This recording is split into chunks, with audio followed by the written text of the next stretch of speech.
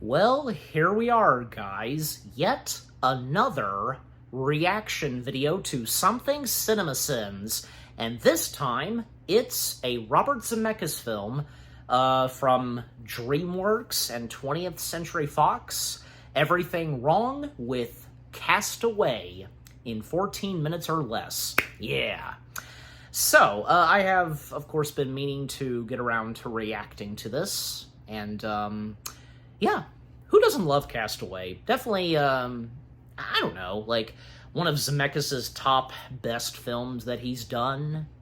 And, I just tell you, I tell you, because this is Cast Away we're talking about, from beginning to end. And Tom Hanks, you know, almost throughout the film, being the only character on the screen, and what he goes through, being stranded on that island for, what, 4 years? Yeah. And when it came to Wilson, and, yeah, just, I don't know what else to say, because Cast Away, a masterpiece of a film, right? So, yeah. And oh boy, because it's hard to tell what CinemaSins is gonna say, /sin on Cast Away. Now, surely, but, you know, who knows, knowing them. Maybe possibly they will remove one or two sins, because why would they not? Come on, again, this is Cast Away we're talking about. Ugh. But I'm about to find out. So, enough said, and without further ado, let's see what good old CinemaSins has to say /sin on Cast Away in 14 minutes or less. Beginning in 3, 2, 1, play.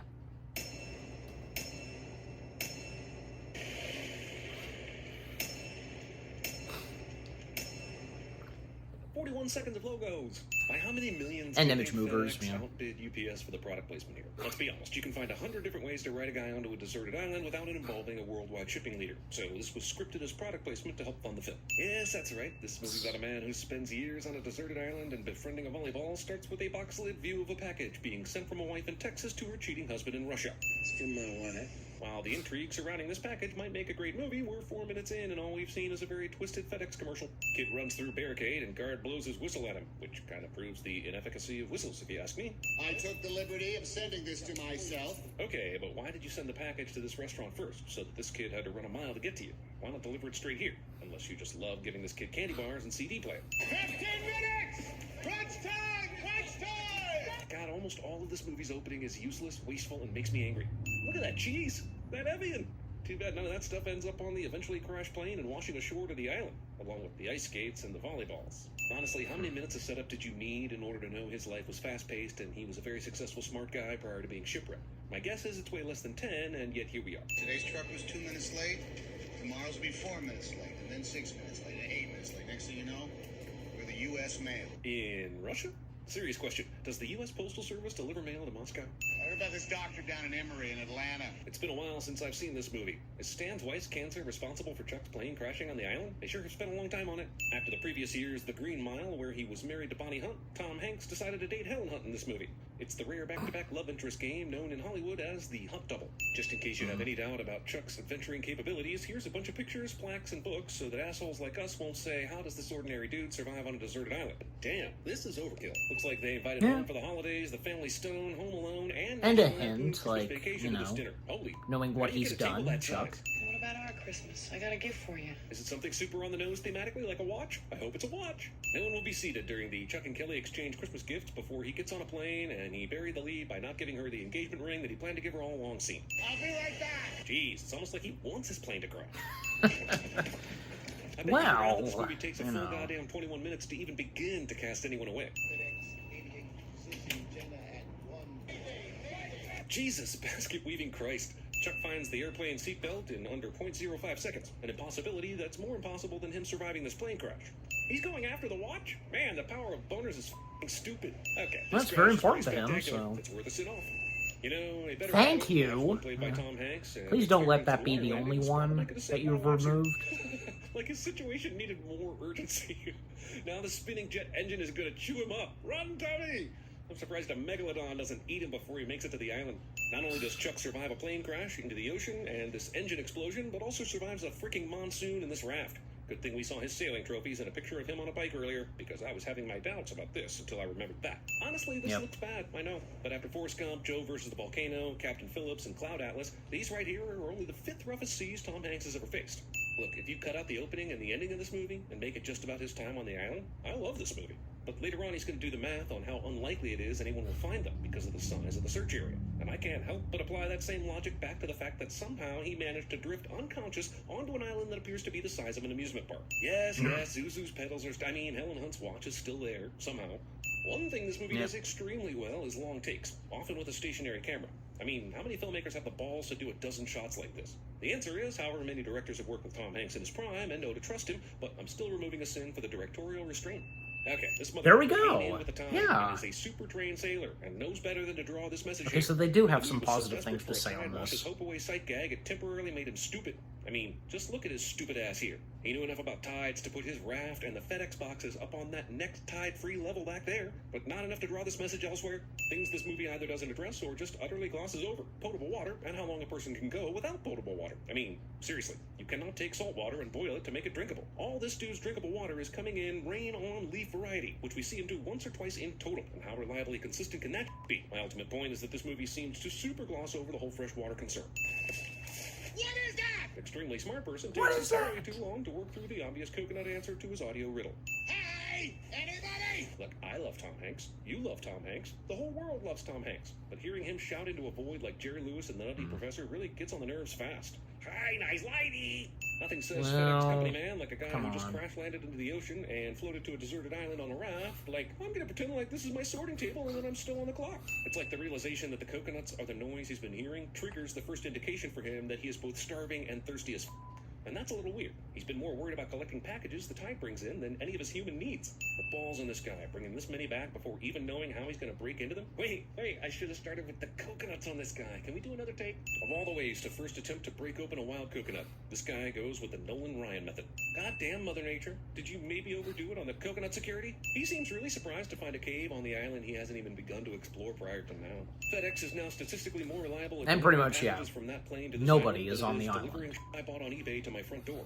Movie yada yada's Just over him. an awful lot of rock climbing. Necrostelia. You mean to tell me this guy didn't carry any cash on him? I mean, yeah, shame he's dead, though. Dude, love is great, but you can love via sight during the day. Don't waste your limited flashlight on every other second glances at your girlfriend's picture. Jesus. Sometimes like you want to die. Sigh. This island survival movie that ignores a lot of the questions I have does answer the one question we all have. Yes, he poops. And he kicks sand on it like my orange tabby. And what is it about Tom Hanks and peeing in movies? He does this all the time.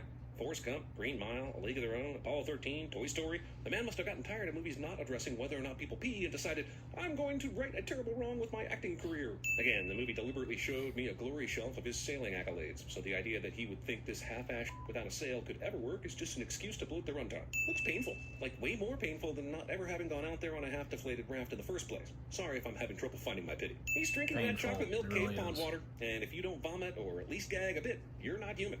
This is wrong. It's out? You don't say. You are a jackass. Chuck exposes his gnarly infected leg, which never factors into this movie again. Also, this seems to be a legal document. Yeah, that's not it. that's not it, because what would come next? A little later on. Like the mob, because it says, we have ways and measures of getting a hold of you wherever you go. I have a feeling they leave that out in the advertisements. Make all the jokes you want to, but this is exactly how Scott Hamilton found his calling. Chuck decides not to open this one, probably as a symbol that even when things are at their worst, he can still keep some sort of moral compass. But man, what if this thing has something he could really use? I'd remove 50 cents if we found out that the box contained a raft, a radio, nautical maps, signal flares, and add just one drop of water food in it. And yes, I know that's impossible for a package this size, but what the hell, man? Like most Naked and Afraid contestants, eventually a producer came in with a Zippo and lit this and then the camera started rolling to make it look like he finally started the fire with this bow drill f***ery. Wow, what a neat bloody handprint that could not have happened when Chuck grabbed this volleyball. Also, let's not forget, Chuck grabbed the ball with his fingers pointed toward the AVP letters in this shot. But now they point away from them in this shot. Well, Could the ball have rotated when he threw it? Maybe, but I'm sending it anyway. The Wilson character ends up being super crucial to this emotional journey. Just imagine if they'd used another brand like Spalding or Rawlings or Molten or Tachikara. Just wouldn't have that same sad ring if Hanks were tearfully screaming out, Rawlings! I'm sorry, Rawlings! have me fired! Good God, how can you not take a sin off for this? Look at the joy this brings him. She's much prettier in real life. Looks like the National Soccer Hall of Fame enlisted Chuck to draw the image of Brandy Chastain on her plaque. This scene was cut from the dentist because it was too graphic. I wish See, the that's movie I'm another referring to one had a that more just- subtle name, but it's the f***ing dentist. Not just his leg, Holy, but a lot of time must have went by. Like, how can anybody shoot, watch nice beneath. that? Also, you movie. I don't care how awesome he got at spearfishing. That motherfucker can't even see this f***ing fish from all the way over there. Chuck shows faith in the tape inside a VHS cassette to keep his raft intact. Yeah, I know it is 30 feet of extra rope, but I'm not going back up there. Character in a movie says he's not going to do a thing, only to be doing that exact thing in the next Shockley show. Also, wasn't he making rope out of the plants on the island? So are those completely gone? Not entirely sure why he needs to risk his life for this particular rope. Really, it just seems like the movie needed a way to tell us that he contemplated suicide and didn't go through with it. The film is just a few minutes away from the ultimate Wilson emotional gut punch. I honestly think this fake-out Wilson emotional gut punch undermines the real one coming later, rather than adding to or building to it. Also, if you're on this island and reading this message, haha, you're on a deserted island. Ew. I could give you instructions on how to build a fire, but I'd much rather just tell you how much I love the girlfriend I left behind. Whatever island material he used to paint this giant version of the angel wings doodle he finds so fascinating and precious, they should damn well have been removed at this point by salt water and torrential downpour. He did not have the all-weather bear collection at his disposal when painting this It's not an I Almost Died at Sea movie if there isn't a friendly whale visit. All that storm waves and this movie is so much of a mother that what ultimately separates him from Wilson will be an after-the-fact harmless wave. This movie just made me cry over a volleyball. A volleyball. It did. Doesn't that deserve a Oh, sin-off? yeah. No, it doesn't. But here's a sin-off anyway. Well done, CinemaSins. Well done on that. No one probably cares about probabilities at this point except me, but the odds of him being discovered at sea aren't any better than him being discovered on that island. Sure, you're going to tell me that by leaving, he ended up in the shipping lane that many cargo ships use and got himself seen. And fine. But my reply is more about how many times he should have died on that f***ing Homer Simpson raft before reaching the shipping lane. This movie gives the middle finger to math, basically. Also, we are now done with the survival portion of the movie, and the final 35 minutes will be about how weird it is that the Mad About You girlfriend has married Mr. Big. But why? What took 4 weeks? Surely something dramatic and enthralling happened when that boat... Well, found Chuck and took him there's back to reasons, civilization. right? Why would we want to see that? We buried you. We had a funeral, a coffin, gravestone. You know what? I rarely send trailers, but this exact scene was in the f***ing trailer. The trailer told you that he was definitely going to get off the island. Sure, you knew. I should have gone with the a island anyway. Dr. It just Pepper, makes it a because little he less has Dr. satisfying to go Pepper. along on the journey. So you had my funeral, and then But I recorded something else, you know. There it is, folks. That sweet You know. yet sour payoff from the "my wife is dying" foreshadowing earlier on with this guy. I mean, this movie needs all the punches in the gut it can get, right? Because the baseline story here is so vanilla. I'm Kelly's husband. She's wigged out, naturally. So instead of coming here herself, she sent the guy she married after you died. Why didn't she send a lawyer or a sibling or a college friend? Of I all don't the people know. to ask to explain to him, you chose your current ass husband? Oh, look, this is very hard for everyone. Honestly, I feel like this movie should either be trying to He's explain not the wrong. survivor Of course they know life, this. Or the what happens when I come back from surviving and my girlfriend married someone else, interpersonal impact of such an experience. But not both. Alas, the movie goes for both. You know, Chuck, we got to catch up on some of that fishing now. This guy. Bye, Chuck. Take care now. Tomorrow we're gonna bring you back to life. On the first day back to the mainland, after 4 years of island survival, everyone just leaves him alone in a hotel room. Somehow, his mental health was entirely ignored, and everyone just assumes he can process everything fine and will be up at dawn tomorrow, ready for all the interviews like he's George f***ing Clooney, and not someone just emerging from 4 years of major The f***ing trauma. How seafoody. long will that run me?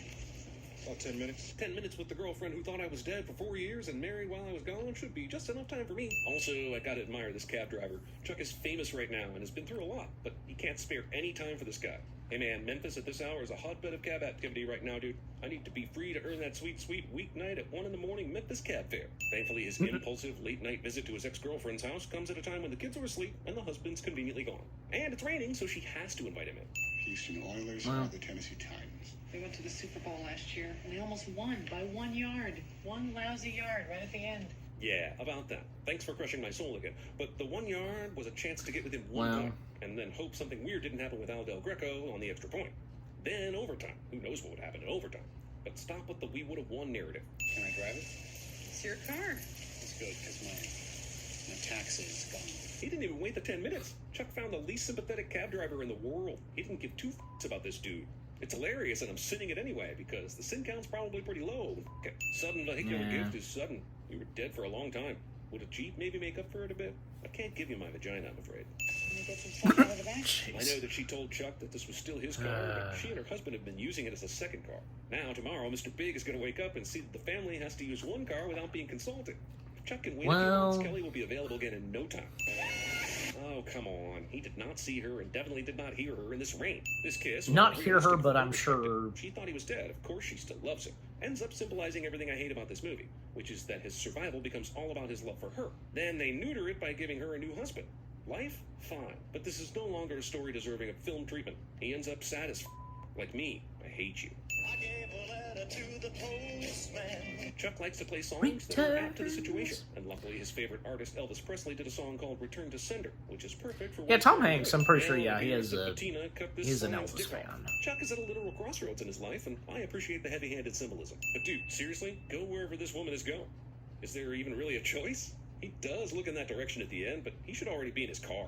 For the record, this is a long-ass movie, but it's still shorter than Star Wars The Last Jedi. Okay. 87 cents. Those poor people.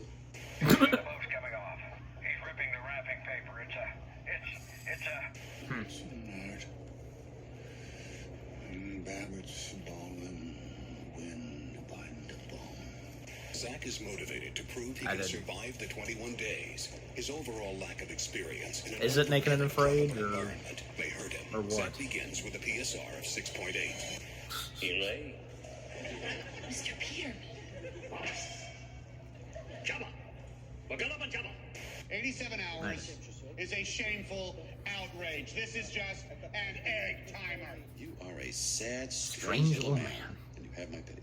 Farewell. Died of dysentery. Give me the watch. I hid this uncomfortable hunk of metal up my ass 2 years. Walking. Hello?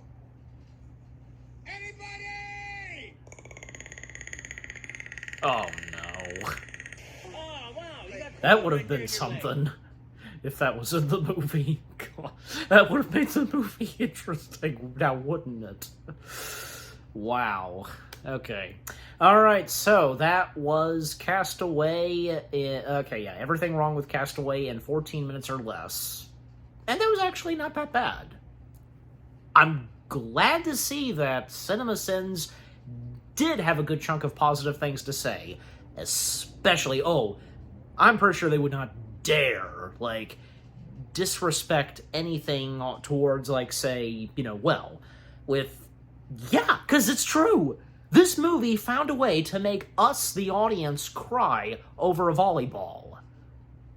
They did it. And yeah, even CinemaSins cannot deny that. They did not in this video. I applaud for that again. Again, well done, CinemaSins. Well done. Well done indeed. Yeah. Again, I'm glad to see that they've had some positive things to say towards this movie. Because, yeah, again, is this not one of Zemeckis' top masterpiece of movies that he's done? Yeah. Everything from beginning to end, and yeah, I don't know what else to say, but yeah. But, some things that CinemaSins, did point out, I get it and such, but still, that doesn't mean, the movie is bad or anything, despite some things they pointed out still. And if I've said this before, even in great movies like Castaway, there's still gonna be goofs and some things where what if so on so, you get the point. But yeah, overall it's great to see that, yeah, they were quite positive on this movie, especially some certain parts. And again, most notably when Wilson is out in the ocean and accompanied by Alan Silvestri's amazing piece of music. Only one piece of music that Silvestri wrote and scored for Castaway. You realize that, don't you? Because where almost throughout the film we do not get any music, except for one piece. And that especially happens, when,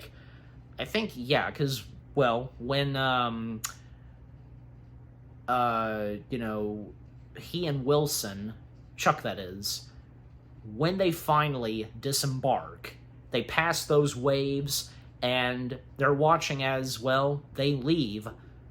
what had been considered their home for quite a while, that island, yeah. And the last time they look at it, yeah, hearing that music, and then when we would hear that piece of music again, well, again, when Chuck would sadly lose Wilson out at sea, or say when, you know, a moment between Chuck and his well, sadly, ex-girlfriend, and then, well, when the movie would end and the credits roll, yeah, great to see. By the way, fun fact, because Tom Hanks once stated on James Lipton, you know, the late James Lipton, his show, Inside the Actor's Studio, James Lipton asked Tom Hanks, what happened to Chuck? Like, what did he do next? And this also has to do with that girl he was interacting with, you know, in that truck, and the dog in the back of the truck, you know. Tom Hanks stated that Chuck went to go make babies with that chick. Okay, I mean, yeah, probably so. Yeah, and also, because, also, one more thing, because another fun fact, I'm sure maybe you guys probably know this by now, the fact that Robert Zemeckis, well, after filming a good chunk of, you know, with Tom Hanks, and when he first got there on the island, production was halted, so Tom Hanks can lose weight, grow a beard in his hair, and which the blonde of his beard and long hair, that was natural. While Tom was doing that, Robert Zemeckis, along with the same crew doing Castaway, they did What Lies Beneath. Yeah, so Zemeckis filming 2 movies back-to-back. And obviously, he finished the entirety of What Lies Beneath, and when it came to finishing it, well, and by that point, Tom Hanks, he had finished losing a lot of weight and growing his beard and hair. And also, Tom Hanks stated that one thing that he, you know, he just, like, was difficult for him not to eat was French fries, but coffee helped. So, yeah. Once Tom was ready and geared up, you know, with all that weight he lost and so on, yeah. Then, boom, production continued, and from there on, so yeah. And also, if anybody knows this, has heard of this, because even my parents have told me this, that a lot of people thought that Tom Hanks was ill or something, because when they discovered that, yeah, he was losing weight and so on, and they were concerned. But then Tom, and I'm pretty sure Robert Zemeckis as well, all of those that were involved in Castaway, especially Tom, informing the publicity and so on that him, like, losing weight and such, it's just for a movie. And of course, yeah. And, you know, it's curious in trying to figure out the math because, well, obviously Tom was doing other movies around that time when doing Castaway, right? So, unless he had to specifically not participate in any films, like, I don't know, I guess around, like, 99 or 2000 or something, apart from Toy Story, because, well, that being easy for him, because all he had to do was just voice Woody, that was it. And I don't know, because looking at the behind-the-scenes footage of Tom Hanks, you know, voicing Woody, especially being interviewed, and I've seen one where, and it's out there on YouTube, the making of Toy Story 2, and that was out at the UK, if you know what I'm talking about. And the guy who was hosting it, I can't remember his name, he ended up being an additional voice in Toy Story 2. He was one of those bag carriers, like, you know, the handlers at the airport, you know, and saying the line, "Hold it, there's a couple of more bags coming from the terminal." That guy. And if you know exactly what I'm talking about, the making of Toy Story 2, it's out there on YouTube. Where I've seen, at times, whenever, like, say, Tom Hanks and Tim Allen would pop up and being interviewed and such, I see Tom with a beard. So it's hard to tell. It really is. But obviously, I guess, you know, well, surely, because Castaway was first filmed, like, the first act, and even when it came up to the island, and when, you know, Tom didn't have the long hair and beard, well, obviously they must have done it, I don't know, I guess, like, around 97, 98, I don't know. And if you guys know this, please feel free to let me know in the comments section if any of you by any chance happen to know this. Oh well. But, yeah, so...